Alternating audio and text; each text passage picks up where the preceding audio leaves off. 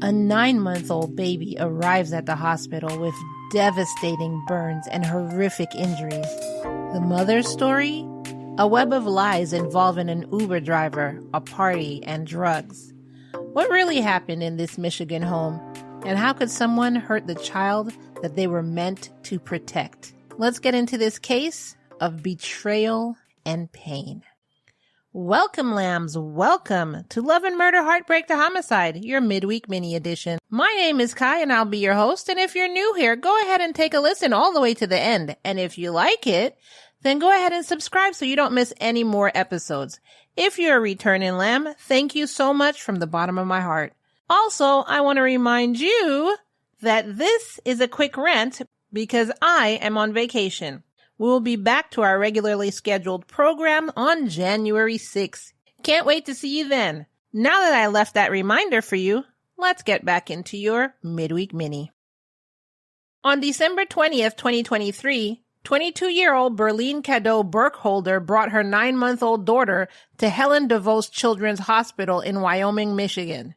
The infant's injuries included first-degree burns consistent with scalding hot liquid being poured over her while she lay on her back. Why am I feeling this pain? Ooh.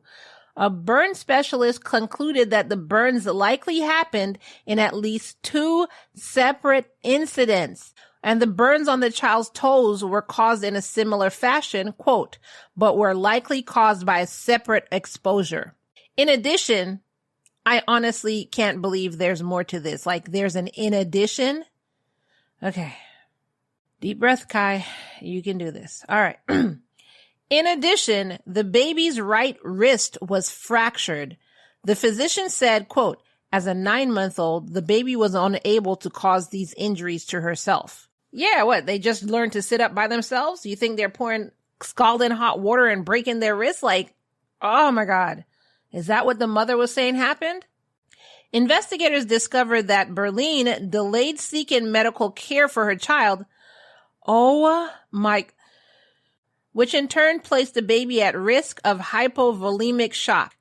So you already know I looked up hypovolemic shock, and it's a life-threatening condition that requires immediate treatment. According to WebMD, hypervolemic shock happens when you suddenly lose a lot of blood or fluids from your body. This drops your blood volume, the amount of blood circulated in your body. That's why it's also known as a low volume shock. Oh, wow. Wow. Oh my God. With an injury, the most obvious sign of hypovolemic shock is a lot of bleeding. But you won't see it when the bleeding is happening inside your body. There are 4 stages of hypovolemic shock. The first stage is loss of up to 15% of your total volume of blood. Your blood vessels narrow slightly to keep blood pressure up. Your heart rate is normal and your body makes as much urine as usual. The second stage is a loss of 750 to 1500 cc's of blood. Your heart rate rises, your body starts to pull blood away from your limbs and intestines and sends it to vital organs like your heart and brain. At this stage, you start feeling anxiety. The third stage is a loss of about a half a gallon of your blood. Your blood pressure drops. Your limbs are cold and clammy and your skin is pale. You become confused and flustered. The fourth stage is a loss of more than 40% of your total volume of blood. Your heart is racing, but you feel sluggish. Your blood pressure is very low. Now, all that came from WebMD, and I told you all of this so that you can understand what that poor baby went through. Police determined that the injuries happened at a home where Berline was the only adult present. Initially, Berline claimed that she left her daughter with a stranger, an Uber driver, while she spent the night in a hotel. Ma'am, how did you think this was a better explanation? I mean, I guess it beats I poured scalding hot water on my infant and then left her for however long there to die. But still, I left her with an Uber driver that I just met 5 seconds ago and went to spend the night in a hotel? That's okay. However, investigators discredited her story using cell phone and Uber records. So, in a later interview, Berline admitted to partying and using drugs while in a hotel room with strangers. Ma'am, okay, just stop. Just please stop, because you're okay. With further questioning, she eventually confessed, saying, quote, "Yes, I did something I wasn't supposed to do." What are you, like 5? You're saying this like someone caught you with your hand in the cookie jar, and not that you're a grown-ass woman who tortured and murdered their child, you effing bastard? Yes, I did something I wasn't supposed to do. Really?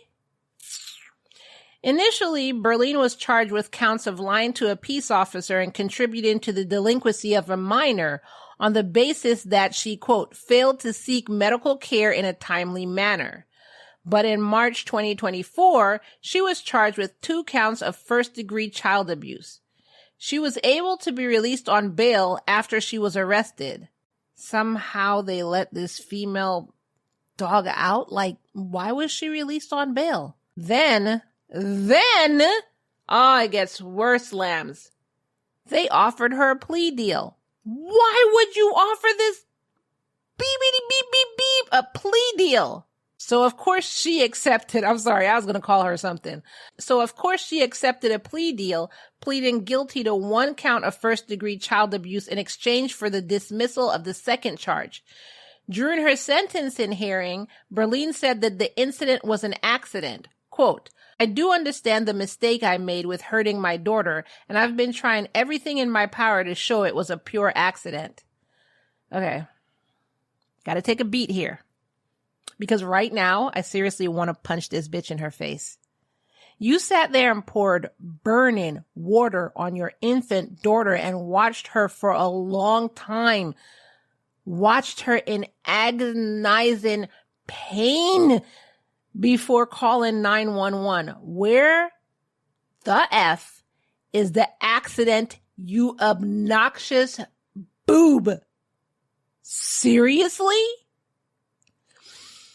Ooh, okay. She continues on. Quote, "Classes, working. I've been doing everything that I could to show that I can be a mother and that it was an accident. And if I do have to do time, I'm still going to do everything I can to stay connected, whether through talking to the father or foster workers." You know what the frick also shows that you're a mother, like a good mother? The bare minimum. Like not pouring scalding water on your child.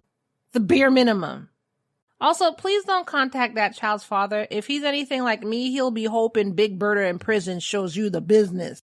And by the business, I mean effing you up on the daily. So I don't think he kind of wants to talk to you. I mean, unless he said he forgives you and he wants to talk to you.